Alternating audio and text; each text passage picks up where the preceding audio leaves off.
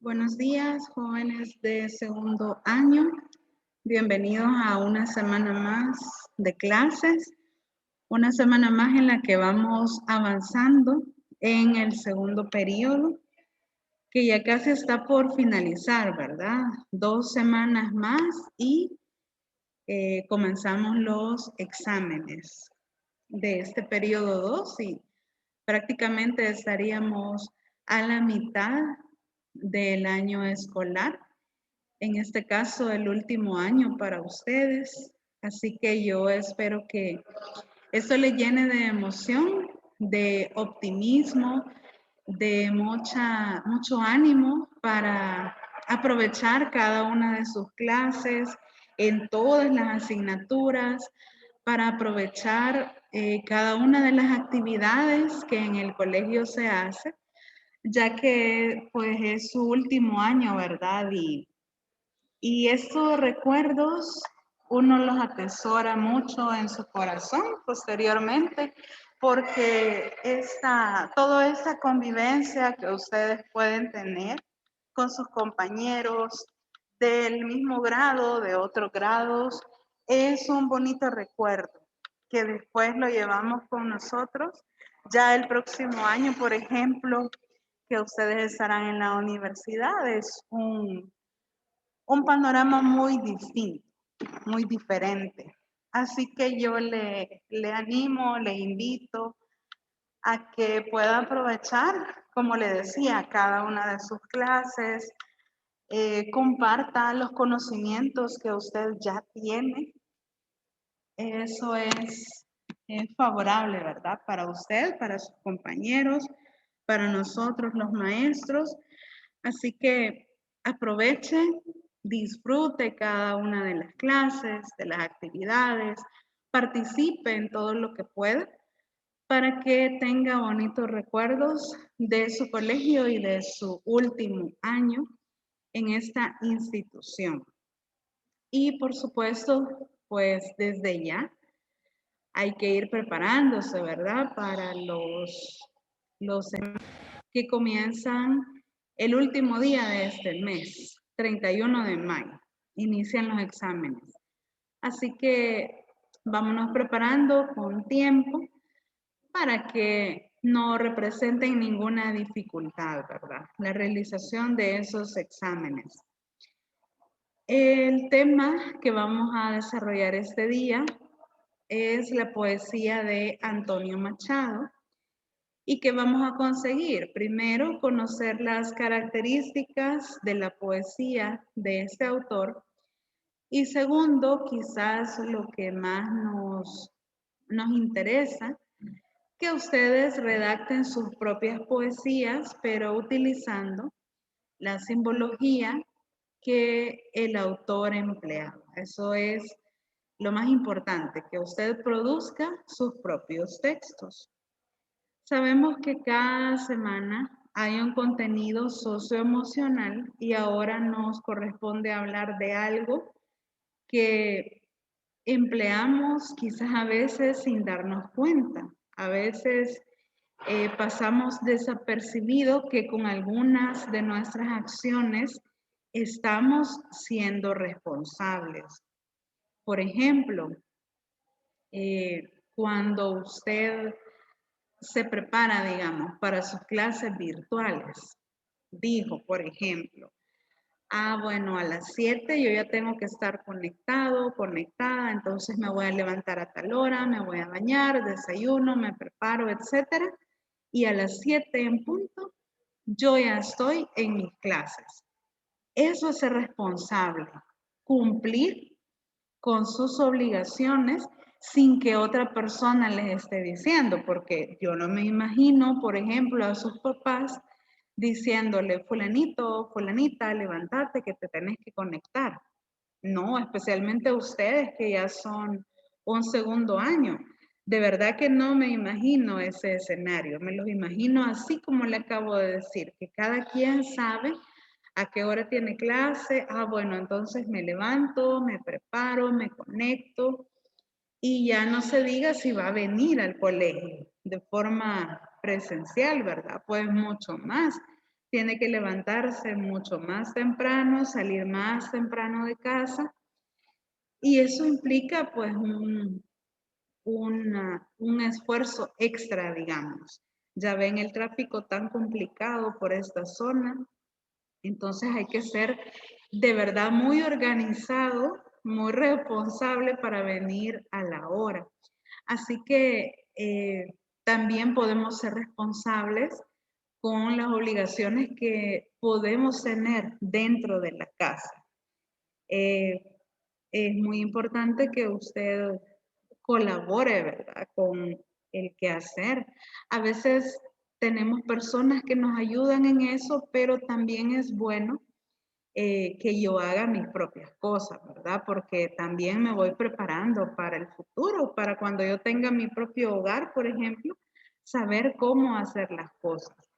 Entonces, en casa usted también puede tener una obligación ya asignada, qué sé yo, puede ser lavar trastos, sacar la basura, barrer el patio, no lo sé. Cualquier condición de esta, ¿verdad? Puede ser un ejemplo. Y usted es responsable cuando realiza esa tarea sin esperar a que otra persona le esté diciendo. También somos responsables cuando cuidamos de nuestra salud, cuando somos cuidadosos de nosotros mismos, ¿verdad? Estamos siendo responsables lastimosamente con todo esto que ha ocurrido de la pandemia y que seguimos con esta enfermedad tan terrible, usted es responsable, por ejemplo, con algo tan sencillo como usar su mascarilla, con guardar las medidas que todos sabemos que en televisión nos anuncian a cada momento, ¿verdad? Que 2 metros de distancia, que no saludarse de beso o con la mano, mucho menos andarse abrazando, etcétera. Todos sabemos eso, ¿verdad? Entonces estamos siendo responsables cuando cumplimos esas medidas. O acá en el colegio, ¿verdad? Que se les pide que por favor 2 personas por mesa, etcétera, o que no estén tan juntos en la banquita, se les ha colocado unas calcomanías que indican, por ejemplo, 2 personas por banca.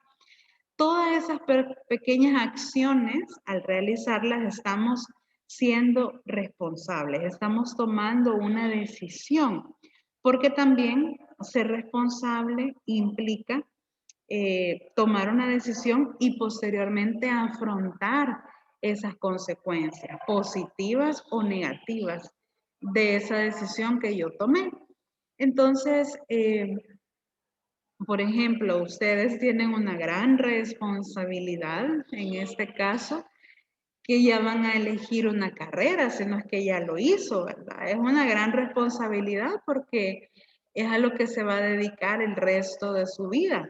Entonces, creo que ese ejemplo se aplica muy bien a esto que estamos hablando de la responsabilidad, porque de esa decisión que usted tome en los próximos meses depende su futuro, ¿verdad? Así que yo sé que todos ustedes son personas muy responsables en cosas académicas y en cosas no académicas, yo sé que lo son y estoy segura pues que en su vida universitaria seguirán destacando súper bien como lo han hecho hasta el día de ahora.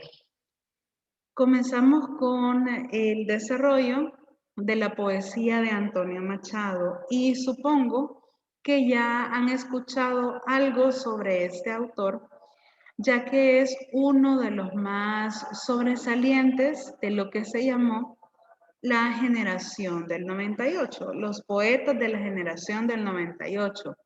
De hecho, es el autor más joven de esa corriente literaria. Y para ubicarnos un poquito en el contexto, porque recuerdan que venimos de hablar de realismo, de naturalismo, ahora vamos a pasarnos a la poesía y a otras corrientes literarias que son acá como de transición, pero siempre estamos hablando en el tramo final del siglo XIX. Y en este caso vamos a ubicarnos o vamos a ver que hay ciertos problemas sociales, económicos, políticos en España, como son el movimiento de obreros y el regionalismo.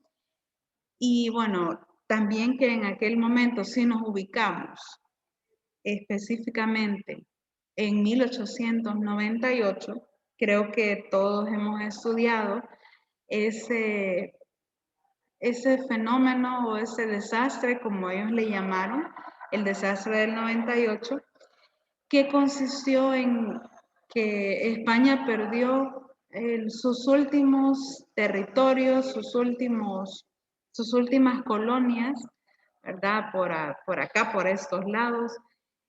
Y a eso, a esa pérdida que España sufrió en ese año se le llamó el desastre del 98.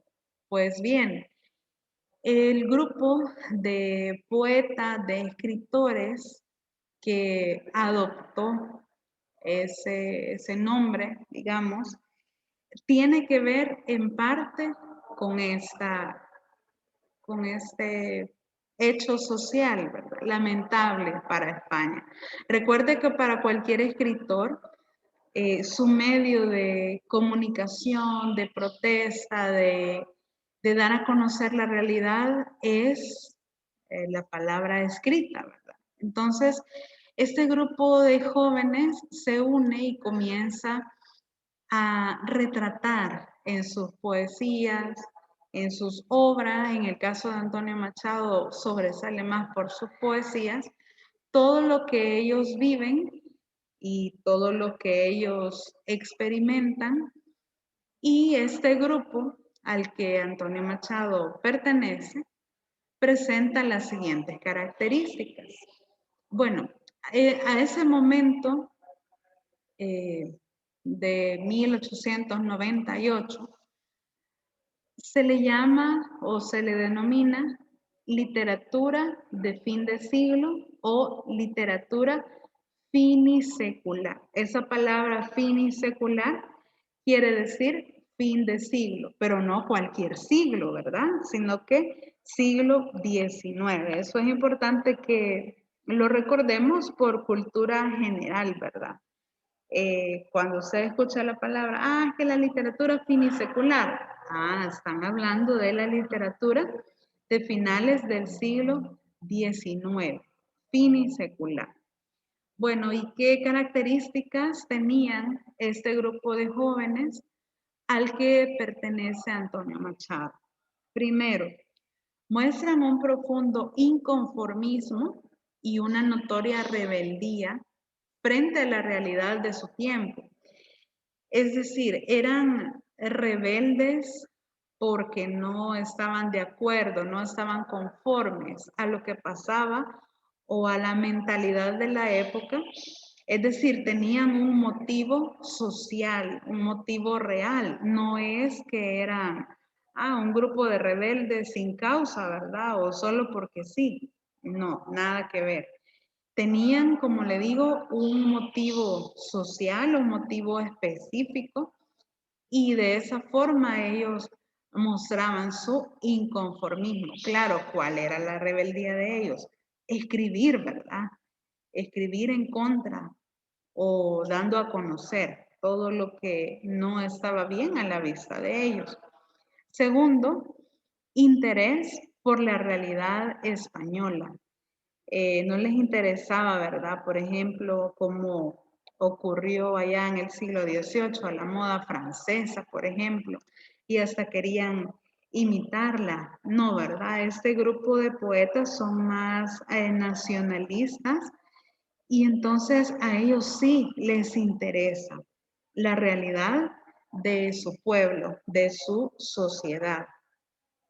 Tercero, interés por los clásicos de la literatura castellana, es decir, no se iban a enfocar en escritores, por ejemplo, contemporáneos o cerca a la época y más aún en obras fantásticas, fantasiosas, no, ¿verdad? Sino que ellos tenían un interés genuino por una literatura clásica, una literatura con precedentes. Luego daban paso a un intimismo reflexivo y antirretórico. Recordemos que la retórica es hacer preguntas, ¿verdad? Que no tienen respuesta. En este caso, no, ¿verdad? Ellos sí querían practicar aquello de la introspección para ver cuál era el motivo de la realidad que estaban viviendo. Y los autores, a causa de toda esta convulsión social y de estas características, se vuelven inconformistas, individualistas, pesimistas, escépticos, ¿verdad? No creían en todo, siempre tenían como sus reservas. Todo esto, como les decía anteriormente, producto de la crisis que estaba viviendo. Imagínense, España cada vez perdiendo más territorios, perdiendo guerras, perdiendo riqueza, ¿verdad? Porque al final también todo eso se reduce o se traduce en pérdidas económicas. Entonces no era como el mejor momento, digamos, socialmente hablando.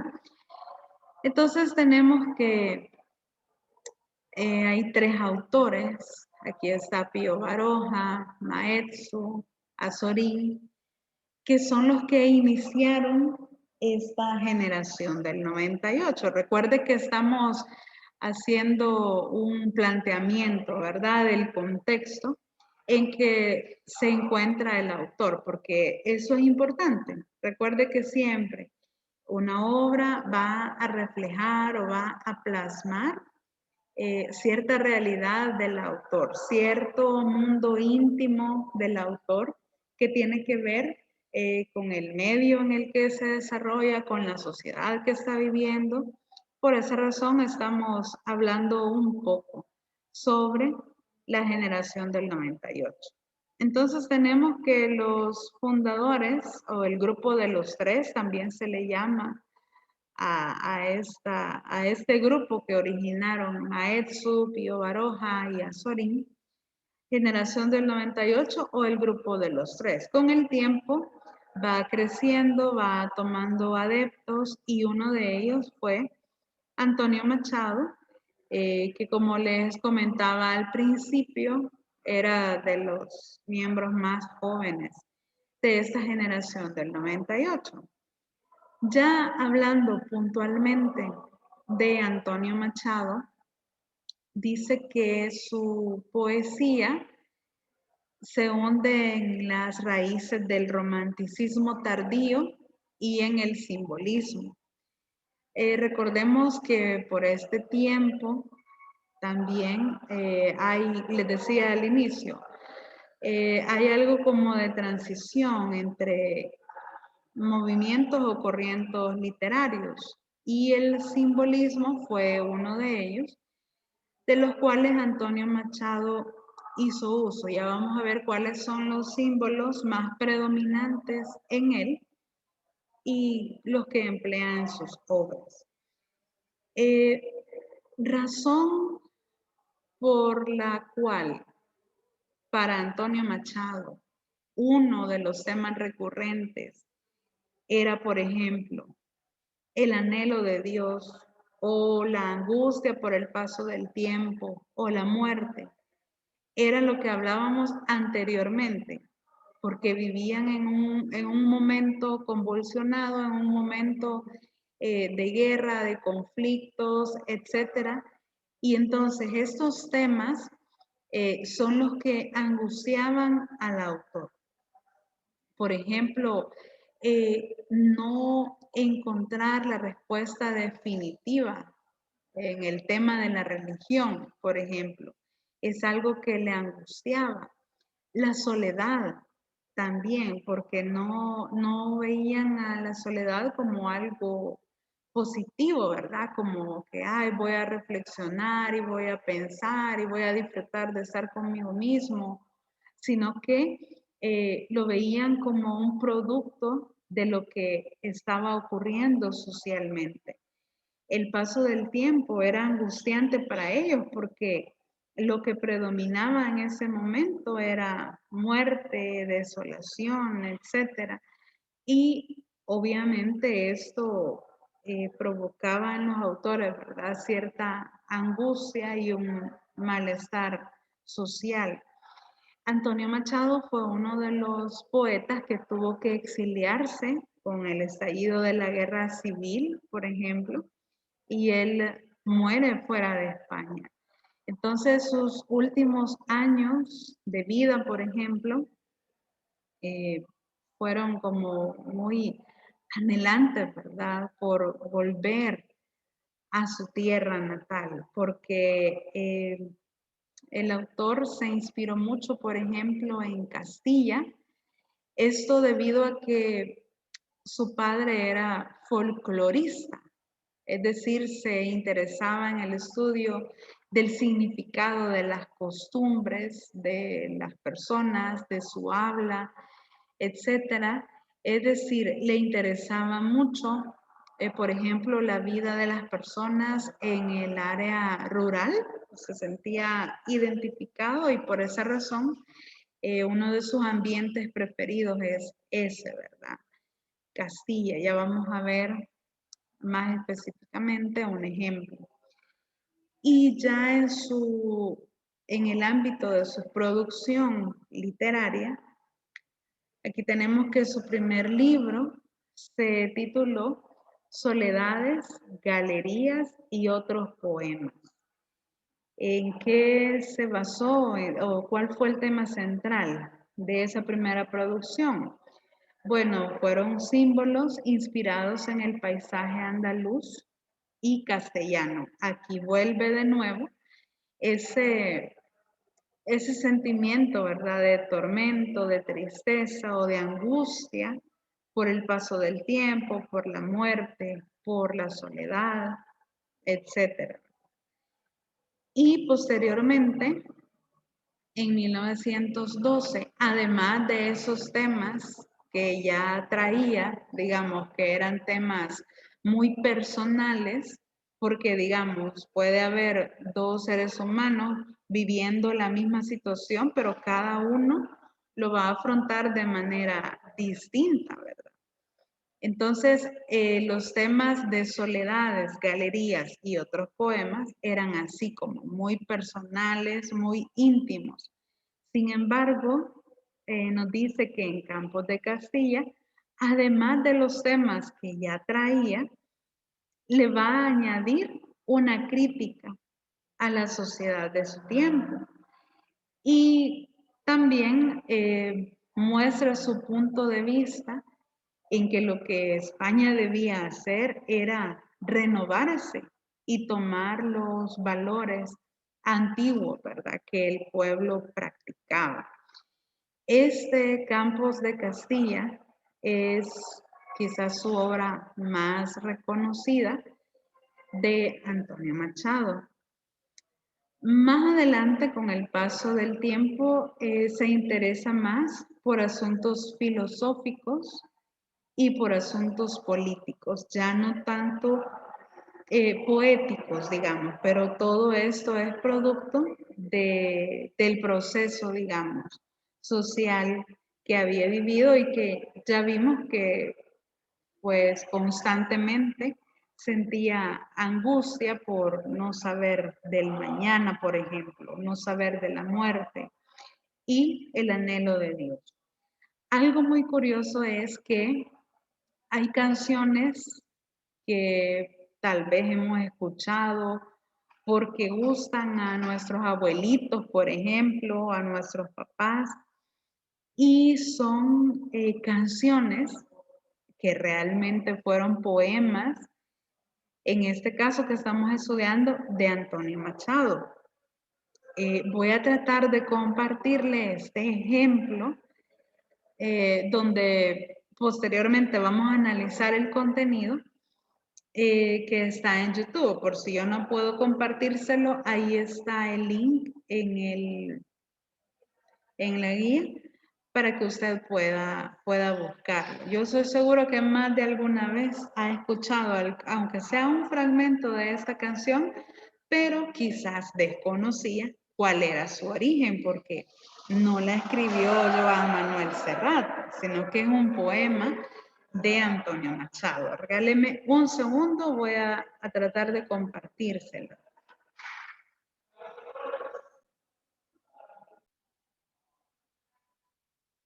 Bien, no sé cómo se escuchó la canción, espero que se haya escuchado bien el audio y si no le repito, ahí está el link, si usted quiere escuchar, ¿verdad? A ver si es cierto lo que dice la seño, que es una canción basada en el poema de Antonio Machado, pues ahí está.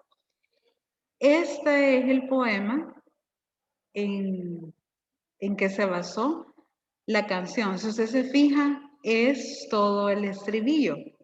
Este es un fragmento nada más. Es un extracto de Proverbios y Cantares. Se llama o se titula el poema. Y ahí está. Todo este es el estribillo de la canción. Dice, caminantes son tus huellas, el camino y nada más. Caminante no hay camino, se hace camino al andar. Al andar se hace el camino y al volver la vista atrás, se ve la senda que nunca se ha de volver a pisar. Caminante no hay camino, sino estelas en el mar. Estoy segura que en más de alguna ocasión lo han escuchado, como les digo, tal vez de sus abuelitos o de sus tíos mayores, sus papás, porque no es como el tipo de música, ¿verdad? De la juventud de estos días, pero sí, estoy segura que ha sido una canción muy sonada anteriormente y quizás no sabíamos que estaba basada en este poema de Antonio Machado. Ahora bien, quisiera que en sus palabras me dijeran qué entienden ustedes de estos versos, qué entienden ustedes de esa canción, qué quiere decir eso de caminante no hay camino, se hace camino al andar. ¿Eso qué quiere decir? Vamos a escuchar algunas participaciones voluntarias, es mejor si son voluntarias. ¿Qué quiere decir eso? Vamos a ver quién nos quiere ayudar. En sus palabras, en su idea, ¿usted qué cree que eso quiere decir? ¿Alguno o alguna?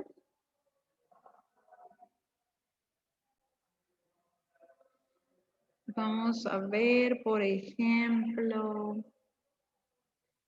Diego Batres. ¿Qué nos puede decir usted que se le imagina? ¿Qué quiere decir ese poema? O ese estribillo en la canción, ¿verdad? ¿Qué querrá decir? Se lo voy a poner otra vez para que lo pueda ver. Ahí está. Buenas. Hola. Vaya, lo que yo entendí, vaya, como dice, o sea, lo que repite en sí es la idea del camino y todo eso, ¿verdad? O sea, yo puede ser las escenas o las decisiones que tomamos uno, o algo así. Bien, gracias. Del pasado, más que todo, porque dice de que, ¿cómo se llama? Se ha de volver a pisar, o cosas así. Sí, muy bien. Gracias, Diego. ¿Qué nos dice Mireli? Para usted, ¿qué significa eso de, por ejemplo, caminante son tus huellas, el camino y nada más? Caminante no hay camino, se hace camino al andar. ¿Qué querrá decir eso para usted, verdad? Acuérdese que estamos dando nuestro punto de vista. No va a haber, digamos, una respuesta definitiva correcta porque cada quien lo puede interpretar, ¿verdad? Es un poema hecho canción, imagínense. Así que cada quien puede tener un punto de vista distinto. Ya Diego nos compartió su punto de vista. Ahora le estoy preguntando a Mireli, ¿qué quiere decir para usted? ¿O qué interpretación le daría?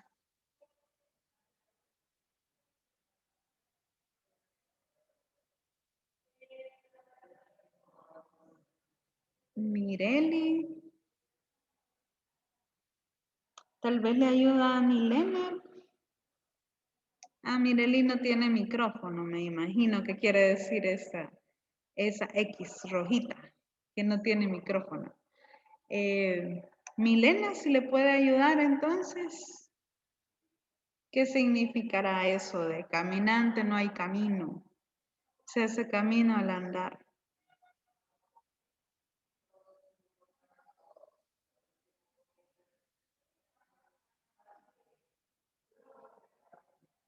Veamos Daniela Velasco, si nos ayuda. Daniela Velasco. Buenos días, señor. ¿Podría Buenos repetir días. la pregunta, por favor?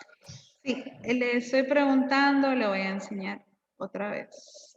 Estamos preguntando la interpretación de este pequeñito poema que se ha hecho una canción de Joan Manuel Serrat Y les estoy preguntando su interpretación de estos versos. Por ejemplo, caminante no hay camino, se hace camino al andar se hace el camino y al volver la vista atrás se ve la senda que nunca se ha de volver a pisar, por ejemplo. ¿Cuál es su interpretación? Señor, ¿puedo responder, verdad? Sí, claro. Ya, es que me llamo, pero perdón. Yo creo que es como el paso de la vida.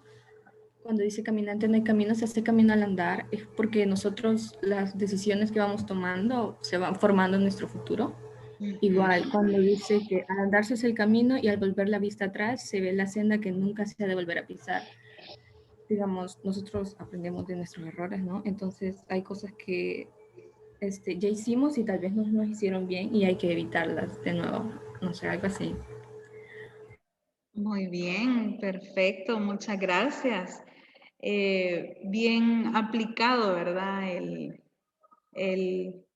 La interpretación y también fíjese que podemos alargarla hasta la reflexión, ¿verdad? Así que nos dice, aprendemos de nuestros errores, o sea, sí, y yo soy responsable y no voy a volver a cometer esos errores, ¿verdad? Así que muy bien, muchas gracias. Perfecto. Y una última intervención para que nos regale su apreciación de esos versos. Le vamos a preguntar a Guillermo Velasco.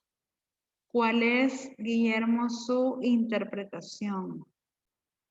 Ahí está. De ese poema que se ha hecho una canción. ¿Qué nos puede decir al respecto? Pues yo pienso que pues en la vida no hay nada hecho ya, sino que, por ejemplo, cuando dice ahí caminante no hay camino, se hace camino al andar. O sea, en la vida no hay nada hecho, sino que nosotros tenemos que ir eh, forjando nuestro sendero por el que vamos a ir caminando, ¿va? Y así esforzándonos, consiguiendo lo que queremos. Bien, muchas gracias, Guillermo. Y en efecto, ¿verdad? Creo que las tres participaciones han coincidido en eso, ¿verdad? Que en la vida, pues, nada está ya, hay un dicho escrito en piedra, ¿verdad? Sino que cada día vamos nosotros forjando el futuro, cada día, cada pasito que demos, por pequeño que parezca, pero vamos avanzando hacia algo. Por ejemplo, imagínense, en la introducción les decía, tienen la responsabilidad de elegir su carrera universitaria y alguien que diga, bueno, yo quiero ser doctor o yo quiero ser doctora, me voy a meter a la escuela de medicina de X universidad. Bueno, pues cada día que usted avanza aquí en el colegio, realmente está forjándose ese camino para llegar un día a recibir su título de doctor en medicina o de doctora en medicina. Usted solo, usted mismo se va a ir abriendo el paso día a día, así como todos lo han dicho ahora, ¿verdad? Cada acción que usted realice, realmente usted la va forjando, usted la va amoldando hacia lo que quiere conseguir. Y vaya, imagínense este poema que estamos viendo que es de Antonio Machado, desde qué fecha, y todavía sigue vigente, ¿verdad? Esa idea, porque la vida nunca cambia, la vida siempre es igual. Tenemos que esforzarnos, tenemos que luchar por conseguir lo que queremos y de esa manera llegaremos a tener nuestras metas.